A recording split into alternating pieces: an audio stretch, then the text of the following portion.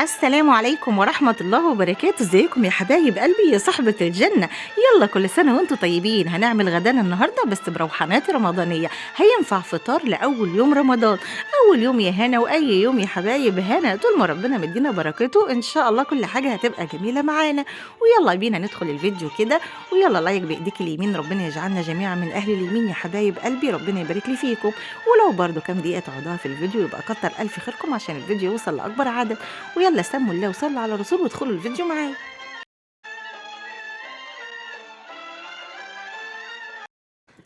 يلا نسمي الله ونصلي على الرسول عليه افضل الصلاه والسلام. عملتي ايه يا هنا في اول الفيديو؟ انتوا شفتوا معايا انا كنت غاليه الميه في الحله الضغط كده، وهبتدي انزل اللحمه بتاعتي واسيبها تاخد غلوه. وعلى ما تاخد غلوه يلا بينا ندخل على احلى صينيه خضار زي ما انتوا شايفين.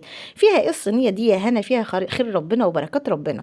دول 3 كوسات يا حبايب هنا. انا كنت عند ماما وتقريبا هي كانت جايبه كوسه مش عارفه والله، وكانت عامله شوربه خضار ربنا يبارك في عمرها. فلقيتها بتقول لي يا ايه ال3 كوسات دول موجودين عندي، تاخدهمش لو انت عايزه تعملي شوربه خضار تحطيهم معاهم. قلت لها خلاص ماشي يا ماما هاتي تسلم ايدك. واخدتهم منها. بس انا ولادي مش بيحبوا شوربه الخضار قوي، فتعملي ايه يا هنا؟ وبرده مش كل الولاد عندي بيحبوا الكوسه اساسا، في جزء بياكلها وجزء لا. فاحنا نعمل وصفه ترضي كل الاطراف، اللي بياكل كوسه هياكلها واللي بيحبهاش هياكل الحاجه اللي بيحبها. الصينيه دي فيها ايه؟ فيها كوسه وفيها بطاطس وفيها بصل وفيها فلفل وفيها طماطم، وان شاء الله هجيب جزر كمان معانا. لا لسه ما جبتش الفلفل والجزر هيجي معانا دلوقتي، وكمان فصين توم، والدنيا هتمشي معانا. هنبتدي بقى نوضب الخضار بتاعنا ونظبطه علشان يكون جاهز على الغسيل على طول.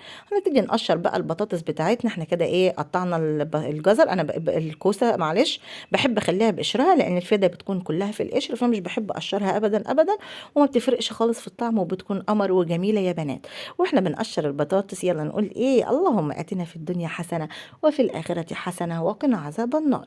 رب اشرح لي صدري ويسر لي أمري وأحلل عقدة من لساني يفقه قولي.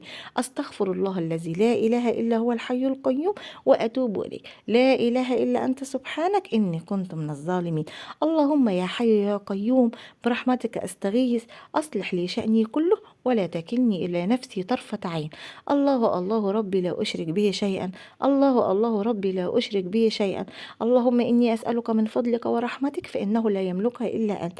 اللهم إن كنا غير أهل برحمتك فرحمتك أهلا بأن تصل إلى العصاة مثلنا. اللهم لا تحرمنا خير ما عندك بسوء ما عندنا. اللهم لا تحرمنا خير ما عندك بسوء ما عندنا يا أرحم الراحمين. اللهم إنا نسألك الجنة وما يقربنا إليها من قول أو عمل، ونعوذ بك من النار وما يقربنا إليها من قول أو عمل. شوية أذكار بساط كده يا بنات، وشوية أدعية بسيطة تملى تملى يومنا بركة، تملى حياتنا بركة. عايزة نكون على قد ما نقدر كلنا الوقت اللي نقعده في الفيديو نستفاد منه دنيا ودين إن شاء الله يا بنات. إيه ده يا هنا؟ دي الخلطة اللي احنا عارفينها بقى، كل الخضار وكل البهارات. إيه تاني؟ قولي لنا طب سمعي يا هنا. للي أول مرة تكون معايا هتحطي طماطماية وتحطي بصلاية وتحطي حتة جزر وحتة فلفلاية وتنزليهم كده على طول على الشوربة. والبهارات هتحطي ورق لورا وفلفل اسود وحبتين حبهان وحبتين من الكباب الصيني او الفلفل الحلو، ولو عندك حته قرفه صغنطه قوي قوي حطيها مش مشكله. بس كده تمام. وتقفلي بقى عليها. عندك حله عاديه عادي جدا مشي الدنيا، بس انا بصراحه الحله الضغط اللهم لك الحمد اللهم لك الحمد، ربنا سخرها ليا، او الحمد لله ان ربنا كرمني بيها عندي، بتهون عليا كتير خصوصا مع الشغل يا بنات. ما بتاخدش وقت يعني، على ما بجهز الخضار واجهز الوصفه بتاعتي تكون اللحمه اتسلقت. اللهم لك الحمد يا رب العباد. ربنا سبحان الله عز وجل لما بيكون عالم بالإنسان وعالم بظروفه بيهيئ له الحاجات اللي تعينه، لأن ربنا سبحان الله لا يكلف الله نفسا إلا وسعها. ربنا أذلني إن أنا أكون ست موظفة، وربنا برضو رزقني بالأولاد، فربنا يعني سهل لي وأعني، وربنا رزقني الحاجات اللي ممكن تكون بتساعدني شوية علشان أقدر إن أنا يومي يكمل وأقدر أواصل إن أنا أعمل كل الحاجات دي. الحمد لله على كل حال. يلا غسلنا الخضار بتاعنا اهو، جبت الجزرايه اهو زي ما انتم شايفين. الخضار شكله يفتح النفس يا بنات. هنجيب ايه؟ هنقطع البصل بقى في الكبه بتاعتنا زي ما انتم شايفين. والبصل طبعا بدأنا نقتصد في البصل. ليه يا هنا؟ الكيلو بقى ب 15 جنيه يا حبايب هنا. يعني لو كنا بنحط 3 4 بصلات هنحط 2، هنحط واحده ونمشي الحال، وبركه ربنا معانا. ما هنعمل ايه يا بنات؟ لازم على قد ما نقدر نتكيف على الغلاء اللي احنا موجودين فيه. هنتكيف بايه؟ ان انا لو حتى ما عنديش بصل كفايه احط واحده هحط واحده وانا لساني ذاكر، ربنا هيديني بركه الاتنين والتلاته اللي كنت بحطهم الاول. هتعملي ايه؟ كل مره بعملها بطريقه شكل وبتطلع ما شاء الله قمر القمر. دلوقتي حطيت شويه بصل، هحط عليهم شويه ملح وحبه من الفلفل الاسود زي ما انتم شايفين، وابتدي ادعك كل الحاجات دي مع بعضها. ما شاء الله بتخلي البصل بقى ايه، يطلع النكهه بتاعته ويبقى طعمه قمر قمر، وبيخلي كمان الخضار ليه نكهه حلوه جدا جدا جدا. اللهم لك الحمد يا رب العباد. اعملي حاجتك بحب، اعملي حاجتك بايه، برضا نفسي كده. قولي انا اولادي صغيرين وربنا امرني ان انا يعني اتكفل بيهم. ربنا كلكم راع وكل راع مسؤول عن رعيته. دول اطفال لا حول لهم ولا قوه، لازم اعمل لهم اكلهم. لا زوجي صايم، طب انا هجهز اكل حلو عشان هو هيبقى صايم، فانا يعني اعمل له الفطار كويس عشان اخد اجر الافطار الصايم من غير ما انقص من اجره شيء. قولي يعني جددي، عددي النوايا، عددي النوايا، وحولي العاده لعباده. حولي وقفتك في المطبخ ديت لاجر وحسنات. حولي ان انت بتنظفي في البيت نظافه من الايمان، وان سبحان الله برضو اولادك لا حول لهم ولا قوه مش هيقدروا يعملوا، فانت اللي بتنظفي وانت اللي بترتبي، انت اللي بتغسلي هدومهم وانت اللي بترتبي لهم دواليبهم. اي نعم هم متعبين وبيبهدلوا الدولاب بعد ما ترتبيه، عادي جدا. يعني انت بعد ما تطبقي الدولاب بعد شويه بتلاقي الدولاب في الارض، بتروحي شايلاه زي ما هو كده ورمياه جوه الدولاب. عادي بتحصل يا اختي، والله والله بتحصل يا اختي في كل البيوت. خلينا طبيعيين وخلينا عاديين كده، كل ده بيحصل في كل البيوت، صح ولا لا؟ انا ببقى زعلانه قوي يا بنات لما الم الغسيل من على الحبل من بره من البلكونه، وافضل اطبق ده هدوم فلان وده هدوم علان ودي هدوم كذا ودي هدوم كذا، وبعد شويه ادخل الاقي الهدوم دي زي ما هي كده اتكلكعت واترمت في الدولاب. لا حول ولا قوه الا بالله، ولا منجى من الله الا اليه. بس ما تقوليش غير كده، مفيش بايدك حاجه تعمليها، خلاص امر الله نافذ. ربنا يعين عليهم بكره يكبروا ويعقلوا، ولو ان برضو اللي بيكبروا مش بيعقلوا، الكبير نفسه بدخل ارتب وراه. الحمد لله، ربنا يأجرنا يأجرنا يأجرنا ان شاء الله على خدمتنا ليهم باذن الله. ربنا سبحان الله مش هيضيع كل ده ابدا ابدا، والا ما كانتش الجنه تحت اقدام الامهات، وما كانتش سبحان الله الرسول عليه الصلاه والسلام وصانا امك امك امك ثم ابوك. يعني لان الام بتتعب والام برضو بتشقى، فربنا عالم بولادنا هيكونوا حنينين علينا، وربنا يرزقنا برهم. ويا رب يا رب يا رب يرزق كل مشتاق، اللهم امين اللهم امين اللهم امين. زي ما انتم متعودين مع هنا كده، هي الكبه فين؟ لسه الطماطم حطاها، غسلت الكبه. هو ده طبعي وهو ده شعاري، بحيث ان انا لما اخلص الاكل ما بيكونش عندي ابدا ابدا كميه مواعين على الحوض. واكيد كلكم ملاحظين ان انا في القناه عندي ما عنديش روتين مواعين كتير، مش دايما بيكون عندي روتين مواعين في الحوض، لان الحمد لله دايما بكون اول باول بغسل كل اللي يخلص عندي. حطيتي ايه يا هنا؟ حطيت الطماطم، حطيت البصل والملح والفلفل الاسود دعكتهم، بعدين حطيت الطماطم وحطيت شويه من الملح. الملح اللي حطيته في الاول، وبعدين حطيت شويه من الزيت كمان يا بنات. وهبتدي بقى اعمل ايه؟ هبتدي اقطع الخضار بتاعي. انا عندي جزء بياكل البطاطس وجزء بياكل بطاطس والكوسه، فبحط الاتنين في نفس الصينيه، وبكده ما شاء الله تبارك الله ده بياخد من طعم ده وده بياخد من طعم ده، وما شاء الله تبارك الله بتبقى الصينيه طعمها حلو وجميل وقمر القمر. والنهارده نعملها كمان بطريقه قمر وهنخليها حلوه، وان شاء الله باذن الله كل ايامي وايامكم تكون حلوه ببركه ربنا علينا. طيب يا بنات، احنا الفيديو ده ما قلناش احنا بنجيب البركه منين؟ بنجيبها من صلاتنا الصباحيه ومن دعائنا التحصيني ومن الصلاه على وقتها. طول ما اذكارك ملازماكي، طول ما بركه ربنا معاكي. يبقى طول ما احنا بنصلي الصلاة بتاعتنا في وقتها بالظبط، بين الصلاة والصلاة ربنا هيديك البركة في كل حاجة بتعمليها، بركة في الوقت وبركة في القيمة وبركة في كل حاجة. حتى العمل اللي بتعمليه سواء كان ذكر سواء كان طاعة سواء كان عمل تقربي بيه إلى الله، هيكون فيه بركة برضو كمان. هنعمل ايه؟ هنقطع البطاطس مربعات صغيرة. انا مش حابة المرة دي اعملها دواير كده، حابة اخليها مربعات صغيرة علشان ولادي ما ياخدوش بالهم ان في كوسة موجودة، لان اللي ما بياكلش كوسة لو عرف انها موجودة هيقول انا مش هاكل. فانا بحاول ايه، اضحك عليهم شويتين كده علشان ايه، نظبط الدنيا، واحنا اللي بناكل الكوسه بس احنا اللي عارفين، وايه وبننزل بقى عليها ايه، ناكلها ننقيها كده من وسطها وناكلها. ولو هم يعني ده جت واحده في النص وما حسوش بيها يبقى بركه وخير من عند ربنا. ادي قرن الفلفل وصل اهو، والجزرايه هقطعه بس كده، هو مش حراق بارد، يعني لقيته صغير وبارد، فقلت خلاص اما احط ايه منه كده اتنين. وهعمل كمان جزرايه واحده بس، بتدي طعم مسكر جدا للاكله وبتخليها حلوه وبتديها قيمه غذائيه عاليه كمان. هبشرها بقى بالمبشره زي ما انتم شايفين كده على السريع، ولو اني مش قادره امسك الجزره واتحكم فيها. بس عادي عادي، ايه البركه برضو معانا شغاله.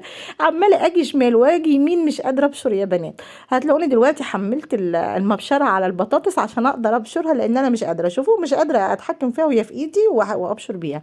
الحمد لله على كل حال، والحمد لله على اي حال، والحمد لله على اي حاجه ربنا يجيبها، لان ربنا ما بيجيب لناش الا الخير. رب الخير، رب الخير لا ياتي الا بالخير. سبحان الله عز وجل. اي حاجه من ربنا افرحي بيها. تعب، زعل، اي حاجه، اي حاجه انت شايفاها امور دنيويه انت شايفاها ان هي مش حلوه، لا بالعكس دي احلى حاجه، لان اكيد ربنا رايد منها خير ليكي، سواء كان رفع درجه، سواء كان تغفير ذنب، ايا كانت هو كله خير. عجبا من امر المؤمن فكله خير، اذا اصابته سراء فصبر فكان خيرا له، واذا اصابته ضراء فصبر فكان خيرا له. يبقى زي ما متعودين دايما بنتقلب بين كف الرحمه كفين كده، صبر وشكر، نصبر ربنا على الخير، نشكر ربنا على الخير ونصبر على البلاء، اللهم امين.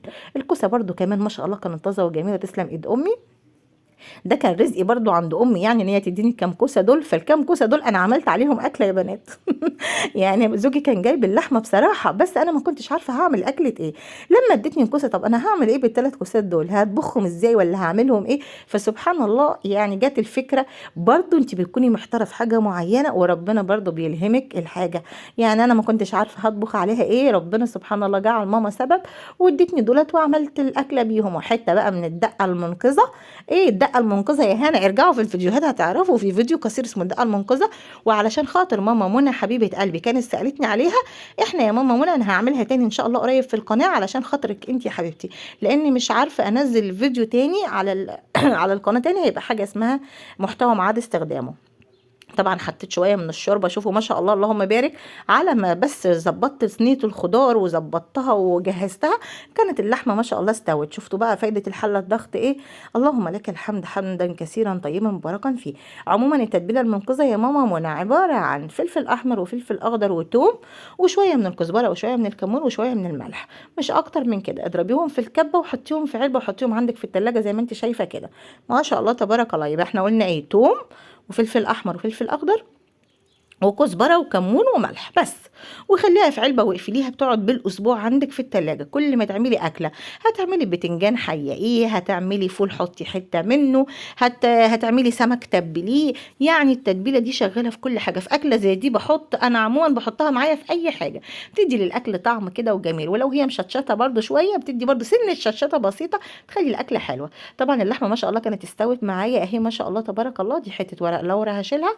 هبتدي ارص اللحمه فوق الصينيه كده علشان ما شاء الله على ما الصينيه بتاعتي تستوي تكون اللحمه اتشربت من الخضار والخضار اتشرب من اللحمه وبقت حاجه كده قمر القمر.